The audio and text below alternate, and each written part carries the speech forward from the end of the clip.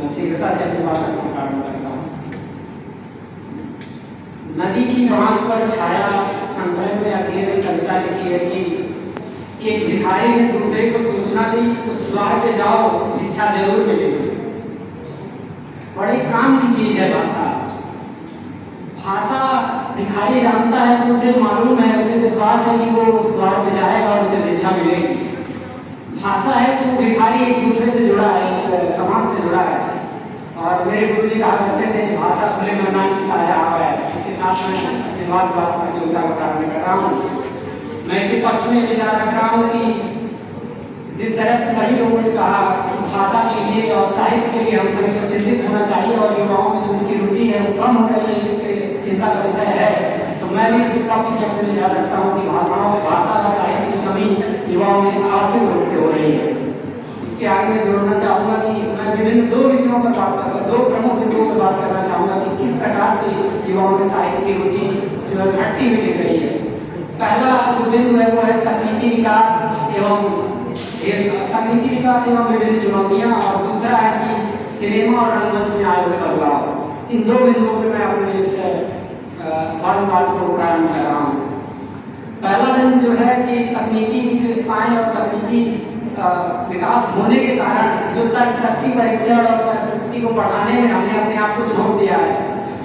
इसके कारण हुआ यह है कि हम अपने साहित्य को, अपनी कविताओं को, अपनी कहानियों को बहुत पीछे छोड़ आए हैं। जिस तरह से यहाँ पर ढेर सारी रचनाओं के नाम लिए गए, गुनाहों की देवता, गौहर की सर, निर्मला और प्रेमचंद के कई सारे उपन्यास।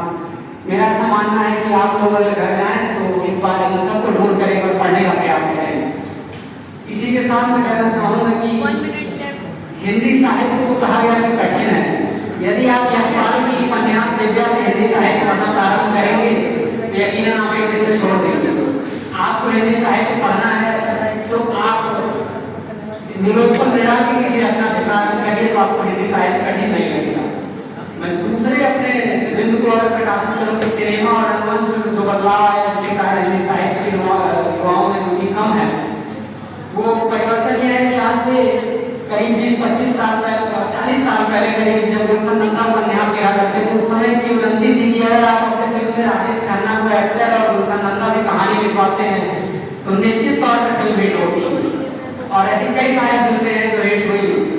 तो ये जो जुड़ाव है साहित्य और सिनेमा का वो आज के समय में खत्म होता दिख रहा है। आज के समय में आप देखिए कि जो निर्देशक है वो फिल्म इस बिना पर बनाते हैं कि किस तरह से उसमें कलाकारियाँ दिख जाएं, किस तरह से उसमें गाने दिख जाएं और किसी तरह से चर्चा का विषय बन जाए और हम इसको आगे बढ़ाएं।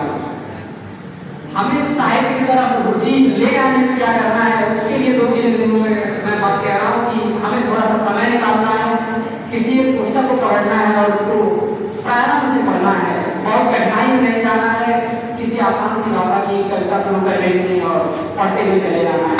कितने लोग हैं जो भूल गए होंगे कि कितनी आसान सी कविता थी जो हमें पढ़ा करते थे कभी, कि जिसने सूरज चांद बनाया, जिसने तारों को बनाया,